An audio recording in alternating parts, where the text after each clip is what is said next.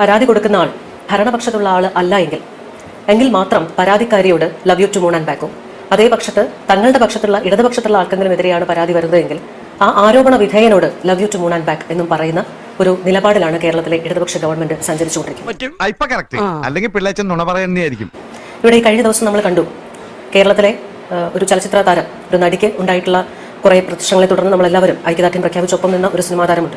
ആ നടിയെ പോലും കേരളത്തിന്റെ തെരഞ്ഞെടുപ്പ് കാലത്ത് നമുക്ക് ഒന്നിച്ച് വികസന യാത്ര തുടരാം, ഇടതുപക്ഷ ഗവൺമെന്റ് തുടരും എന്നുള്ള വാചകങ്ങൾ പറയിച്ചുകൊണ്ട് ആ നടിയെ ഉപയോഗിച്ചുകൊണ്ട് ഒരു പരസ്യം ചെയ്തിരിക്കുന്നത് നമ്മൾ കണ്ടു. ഈ വക കൂതറ കളി കളിക്കാൻ നിനക്കല്ലാതെ മറ്റാർക്ക് സാധിക്കും? ജയചന്ദ്രൻ ഈ വിഷയത്തിൽ പ്രതികരിക്കുമോ എന്ന് ചോദിച്ച് കഴിഞ്ഞ കുറെ നാളുകളായി സ്ത്രീകൾക്ക് വേണ്ടി ശബ്ദമുയർത്തിയിരുന്ന നേതാക്കൾ പലരെയും ഞങ്ങൾ വിളിച്ചു. പ്രത്യേകിച്ചും CPM-ലെ ഇടതുമുന്നണിയിലെ നേതാക്കളെ വിളിച്ചു. അവരാരും തന്നെ ഈ വിഷയത്തിൽ പ്രതികരിക്കാൻ തയ്യാറല്ല എന്നാണ് പറയുന്നത്. ഇതിനകത്ത് രാഷ്ട്രീയമാണ് മുന്നിൽ നിൽക്കുന്നത് എന്ന് മനസ്സിലാക്കുന്ന ആൾക്കാരോട് എന്റെ ചില സംശയങ്ങൾ ഞാൻ ഉന്നയിക്കുകയാണ്. ഇവിടെ ഗണേഷ് കുമാർ പറഞ്ഞതിനോട് ഞാൻ ഒരു തരത്തിലും യോജിക്കുന്നില്ല. കാരണം തനിക്ക് പ്രണയങ്ങളുണ്ടെന്നോ അതൊന്നും അല്ലല്ലോ ഇവിടെ ചർച്ചാ വിഷയം. അദ്ദേഹത്തിന് പ്രണയങ്ങളുണ്ടെങ്കിൽ അത് അദ്ദേഹത്തിന്റെ വ്യക്തിപരമായ കാര്യമായിട്ട് കൊണ്ടു നടന്നോട്ടെ. പക്ഷേ ഇവിടെ സ്വന്തം ഭാര്യ പരസ്യമായ പരാതി ഉന്നയിക്കുമ്പോൾ അതൊന്നും എൻ്റെ വിഷയമല്ല. ഗാർഹികമായ കാര്യങ്ങളാണ്, അല്ലെങ്കിൽ ആഭ്യന്തരമായ കാര്യങ്ങളാണ്. ഞാൻ നല്ല MLA ആണോ, നല്ല മന്ത്രിയാണോ, നല്ല പൊതുപ്രവർത്തകനാണോ, സത്യസന്ധനാണോ എന്നൊക്കെ നോക്കിയാൽ മതി എന്നുള്ള നിലപാടൊന്നും പറയാൻ അങ്ങനൊന്നും ഒരു പൊതുപ്രവർത്തകനും, മന്ത്രി ഗണേഷ് കുമാർ എന്നല്ല ഒരു പൊതുപ്രവർത്തകനും അങ്ങനെ പറഞ്ഞുകൂടാ. 2013 ഏപ്രിൽ 1 ഉമ്മൻചാണ്ടി, അദ്ദേഹത്തിന്റെ മുഖ്യമന്ത്രി ഉമ്മൻചാണ്ടിക്ക് ഗണേഷ് കുമാറിന്റെ ഭാര്യ പരാതി കൊടുക്കുന്നു. അന്ന് തന്നെ രാജിവെക്കാൻ അദ്ദേഹം ആവശ്യപ്പെടുകയാണ്, മന്ത്രിസഭയിൽ നിന്ന് ഗണേഷ് കുമാർ രാജിവെക്കാൻ. മാഡം പരാതി തരണം, പരാതി തരാൻ ഞങ്ങൾക്ക് മുമ്പോട്ട് നീങ്ങാൻ കഴിയില്ല. അപ്പോൾ അവർക്ക് റിട്ടേൺ കംപ്ലൈന്റ് ഇല്ല, എനിക്ക് കംപ്ലൈന്റ് ഉണ്ട് പക്ഷേ റിട്ടേൺ കംപ്ലൈന്റ് അല്ല എന്ന് പറയുന്നു. അപ്പോൾ ഉടനെ പിങ്ക് പോലീസിനെ വിളിക്കുന്നു. പിങ്ക് പോലീസിനോട് ഇതേ കാര്യം തന്നെ അവരും പറയുന്നു. അപ്പോൾ അതിനെക്കുറിച്ച് ആലോചിച്ചിട്ട് ഞാൻ പരാതി തരണമെങ്കിൽ തന്നോളാം എന്ന് പറഞ്ഞ് മടക്കി വിടുകയാണെന്നാണ് അറിയുന്നത്. ഈ അറിവ് എവിടെ നിന്ന് കിട്ടി? ഏതായാലും പിന്നെ അതാണ് വസ്തുത എന്നുള്ളത് പോലീസ്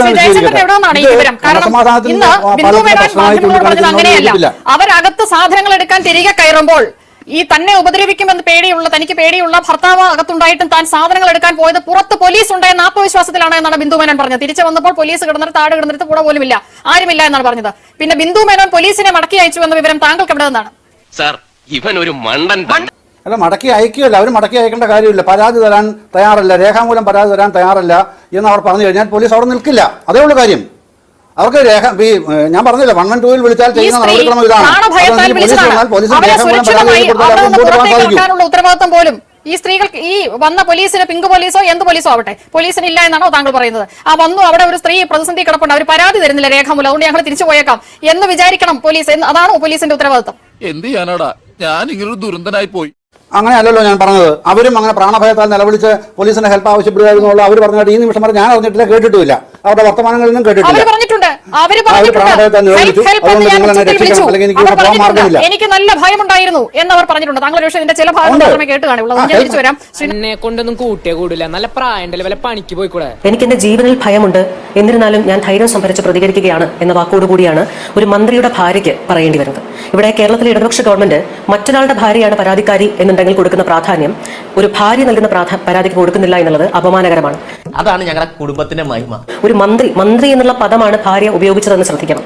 ഭർത്താവെന്നോ അല്ലെങ്കിൽ ചേട്ടൻ എന്ന് പറയുന്ന സാധാരണ ഉപയോഗിക്കുന്ന പദമോ അത്തരത്തിലുള്ള ഒരു വാക്കുകളുമല്ല, മറിച്ച് മന്ത്രി മന്ത്രി മന്ത്രി എന്ന് ആവർത്തിച്ച് പറയുകയാണ് ഒരു ഭാര്യ, ഒരു മന്ത്രിയുടെ ഭാര്യ. അവരങ്ങനെ ധൈര്യം സംഭരിച്ച് വീട്ടിൽ കയറി എന്ന് പറയുക, അവിടെ അതിനകത്തുണ്ടായ തിക്താനുഭവങ്ങൾ പറയുക, കണ്ട കാഴ്ചകൾ ഫോട്ടോസ് എടുത്തു വെച്ചിട്ടുണ്ട്, അത് എടുക്കുമ്പോൾ ഉണ്ടായ മാനസിക സംഘർഷത്തെക്കുറിച്ച് ഒരു സ്ത്രീ എന്നുള്ള നിലയിലും ഒരു വ്യക്തി എന്നുള്ള നിലയിലും ഒരു ഭാര്യ എന്നുള്ള നിലയിലും സർവോപരി ഒരു മന്ത്രിയുടെ ഭാര്യ അല്ലെങ്കിൽ മന്ത്രിയുടെ വീടിനകത്ത് എത്തപ്പെട്ടു പോയി എങ്ങനെ രക്ഷപ്പെടാൻ സാധിക്കും എന്നുള്ള ആശങ്കയുണ്ടെന്ന് പറയാം. എന്റെ ജീവനിൽ എനിക്ക് ഇപ്പോഴും ഭയമുണ്ട് എന്ന് പറയുക, ഇതെല്ലാം പറഞ്ഞുകൊണ്ട് കേരളത്തിന്റെ പൊതുസമൂഹത്തോട് ഇപ്പോഴും ഞാൻ സംസാരിക്കാൻ തയ്യാറായത് എനിക്ക് രാഷ്ട്രീയ ലക്ഷ്യങ്ങളല്ല അല്ലെങ്കിൽ രാഷ്ട്രീയപരമായിട്ട് ഒരാളെ ഇല്ലാതാക്കണം എന്നുള്ള ആഗ്രഹമല്ല. പക്ഷേ ഞാൻ ഭ്രാന്തിയാണ് എന്നുള്ള വിശേഷണം പറയുന്നത് കേട്ടപ്പോൾ അതെനിക്ക് ഏറ്റവും വലിയ ഡീപ്പായിട്ട് ഇൻസൾട്ടഡ് ആയി എന്ന് പറഞ്ഞുകൊണ്ട് സംസാരിക്കുന്ന ഒരു സ്ത്രീയുടെ ശബ്ദം നമ്മൾ കേട്ടു. ഇത് ഇന്നാണോ? ഈ കഴിഞ്ഞിട്ടുള്ള അദ്ദേഹത്തിന്റെ വിവാഹ ബന്ധങ്ങളിലെ എല്ലാം തന്നെ ഭാര്യമാർക്ക് പറയാനുള്ളത് ഇത് തന്നെ ആയിരുന്നില്ലേ? ഇവൻ ശരിയല്ല. 5000-ലധികം പേരുമായിട്ട് തനിക്ക് പ്രണയബന്ധമുണ്ട് എന്ന് പറയുമ്പോൾ, അത് അഭിമാനത്തോടുകൂടി പറയുമ്പോൾ, ഇതേ ആള് തന്നെ അസംബന്ധമാണ് സംഭവിച്ചിട്ടുള്ളത് എന്നുള്ള രീതിയിൽ ഒരു വലിയ പ്രഭാഷണം രാഹുൽ മാങ്കൂട്ടത്തിൽ MLA, ഒരു പ്രതിപക്ഷ MLA-ക്കെതിരെയായിട്ട് സംസാരിക്കുമ്പോൾ അദ്ദേഹത്തിന് എന്താണ് ഈ പറയുന്ന വിഷയത്തിൽ ഒരു ധാർമ്മികതയോടുകൂടി സംസാരിക്കുവാൻ യാതൊരു അവകാശവുമില്ലാത്ത ഒരു വ്യക്തി തീർത്തും അധാർമികമായി സ്വന്തം ജീവിതം മുന്നോട്ട് പോയിക്കൊണ്ടിരിക്കുമ്പോൾ ആ വാക്കുകളൊക്കെയും ധാർമ്മികതയുടെ മൂടുപടവും മേലങ്കിയും അണിഞ്ഞുകൊണ്ട് വന്നിരുന്ന് നടത്തിയ പ്രസംഗം നമ്മളൊക്കെയും കേട്ടതാണ്. ചീഫ് മിനിസ്റ്ററുടെ മകളോട് നേരിട്ട് വിളിച്ച് സംസാരിച്ചു, ഈ വിഷയം പറഞ്ഞു എന്ന് പറയുമ്പോൾ ഇവിടെ ചീഫ് മിനിസ്റ്റർ ഇന്ന് കേരളത്തിലെ പോലീസ് സ്റ്റേഷനായിട്ട് ഡയറക്റ്റ് പ്രവർത്തിച്ചുകൊണ്ടിരിക്കുന്ന ഒരു കാലഘട്ടമാണ്. സിഎമ്മിന്റെ ഓഫീസിനപ്പുറം സിഎം ആണ് പോലീസ് സ്റ്റേഷനിൽ ഉറപ്പായിട്ടും സിഎമ്മിന്റെ മകൾ മിനിമം ഒരു കോൺസ്റ്റബിൾ എങ്കിലും ആകേണ്ടതാണ്. അപ്പോൾ അത്തരത്തിലൊരു വിഷയം അവരുടെ മുൻപിലേക്ക് എത്തപ്പെടുമ്പോൾ ആ വിഷയത്തിൽ വേണ്ട രീതിയിൽ ഇടപെടുവാനോ പ്രതികരിക്കുവാനോ ഒരു സ്ത്രീ എന്നുള്ള നിലയിലുള്ള ധാർമ്മികമായ പിന്തുണയും നിയമപരമായ പരിരക്ഷയും കൊടുക്കുവാനോ ഇടപെടാത്ത ഒരു സ്ത്രീയാണ് കേരളത്തിലെ മുഖ്യമന്ത്രിയുടെ മകളായിട്ടിരിക്കുന്നത്. രണ്ടുപേരുടെ പരാതി ഉണ്ടായി എന്നുള്ള രീതിയിൽ വരുമ്പോൾ ഒപ്പുപോലുമില്ലാതെ വിദേശത്ത് നിന്ന് വന്ന ഒരു പരാതിയുടെ പേരിൽ ഒരു പ്രതിപക്ഷ MLA വീട്ടിൽ കയറി അറസ്റ്റ് ചെയ്ത ഈ പറയുന്ന പിണറായി വിജയന്റെ പോലീസ് എന്തുകൊണ്ടാണ് KB ഗണേഷ് കുമാറിന് പിങ്ക് പോലീസ് ഉൾപ്പെടെയുള്ളവർ സംരക്ഷണം ഒരുക്കുന്നത് എന്ന് പറയുവാൻ ഇടതുപക്ഷ ഗവൺമെന്റും നേതാക്കന്മാരും തയ്യാറാകണം. നിന്നെ ഇതിനൊന്നും കൊള്ളുകയില്ലെന്ന് നീ വീണ്ടും വീണ്ടും തെളിയിച്ചിരിക്കുകയാണ് എന്റെ വിജയ. കാരണം അദ്ദേഹം എന്റെ ബന്ധുവാണ്, ഞങ്ങൾ രാഷ്ട്രീയമായിട്ടൊന്നും യോജിച്ചു പോകുന്നവരല്ല എങ്കിൽ പോലും. പക്ഷെ അതിനകത്ത് സംഭവിച്ചേക്കുന്നതെന്ന് പറഞ്ഞാൽ ഒന്ന് മിസസ് ബിന്ദു ഗണേഷ് കുമാർ എന്ന് പറയുന്നവര് ഏഷ്യാനെറ്റിന്റെ മിഡിൽ ഈസ്റ്റിന്റെ ഹെഡായിരുന്നു, മറ്റൊന്ന് മന്ത്രിയാണ്. അപ്പൊ ഇവർ തമ്മിലുള്ള ഒരു ഈഗോ പ്രശ്നം ഭയങ്കരമായിട്ടുണ്ട്. അത് കുറച്ച് ദിവസമായിട്ട് അങ്ങനെ നിൽക്കുന്നു. ഇപ്പൊ ഒരു വിഷയം ഉണ്ടായി. പക്ഷെ അത് വെറും ഒരു ഭാര്യയും ഭർത്താവും തമ്മിലുള്ള ഒരു വീട്ടിലെ പ്രശ്നം പോലെ അല്ലാതെ അതിനൊരു വലിയ കാര്യമായി അത് എടുക്കേണ്ട കാര്യമില്ല എന്നാണ് എന്റെ വിശ്വാസം. മനോജ്, എന്റെ ചോദ്യം സാധാരണ വീട്ടിലുണ്ടാകുന്ന ഒരു പ്രശ്നം ആയിട്ടാണോ താങ്കളുടെ ബന്ധുവായ ഗണേഷ് കുമാറിനെ സംബന്ധിച്ച് പറയുമ്പോൾ ഒരു ഭാര്യ അവർ കാണരുതാത്ത സിറ്റുവേഷനിൽ ഭർത്താവിനെ കണ്ടു എന്ന് പറഞ്ഞത് മാത്രമല്ല ശ്രീ മനോജ്, ഒരു നിമിഷം, ഒരു സ്ത്രീക്ക് അവരുടെ ജീവൻ അപായം പോലും ഉണ്ടായേക്കാമെന്ന മട്ടിൽ ആ വീട്ടിൽ പൂട്ടിയിടപ്പെട്ടു, പോലീസ് വന്നിട്ട് തിരിച്ചുപോയി. ഈ സാഹചര്യത്തെയാണോ മനോജ് കുമാർ ഒരു സാധാരണ വീട്ടിലുണ്ടാകുന്ന പ്രശ്നം എന്ന നിലയിൽ കാണുന്നത്? ഒരു കുടുംബത്തിൽ ഒന്നും ഇങ്ങനെയാവാം, എങ്ങനെയാണോ എല്ലാവരും ഒന്നുപോലെ ആയി പോയത്. അന്വേഷിച്ചപ്പോ അങ്ങനെയുള്ള സംഭവങ്ങളൊന്നും അവിടെ നടന്നിട്ടില്ല. അതിനകത്ത് ഞാൻ പിന്നെ ഈ ബിന്ദു മേഡമായിട്ടും എനിക്ക് നല്ല ബന്ധം ഉണ്ടായിരുന്നു. ഞാൻ പറഞ്ഞില്ല, അവര് ഒരിക്കലും അങ്ങനെ ഒരു ഇതായിട്ട് പെരുമാറുന്ന ഒരു ലേഡിയല്ല. സംഭവം ഉണ്ടായിട്ടില്ല എന്ന് പറഞ്ഞാൽ ബിന്ദു മേനോൻ പറയുന്നത് കള്ളമാണെന്നാണോ മനോജ്? അങ്ങനെ ഞാൻ പറഞ്ഞില്ല. ചില ഇഷ്യൂസ് ഉണ്ടായിട്ടുണ്ട്, ഇല്ലാന്ന് ഞാൻ പറഞ്ഞില്ല. പക്ഷെ അത് ഞാൻ പറഞ്ഞില്ല, അത് ഇന്നോ നാളെയോ ആയി പരിഹരിക്കപ്പെടുന്ന ഒരു ഭാര്യയും ഭർത്താവുമായിട്ടുള്ള ഒരു പ്രശ്നമായിട്ട് മാത്രമേ അതിനെ കാണാൻ ഇപ്പൊ പറ്റുള്ളൂ.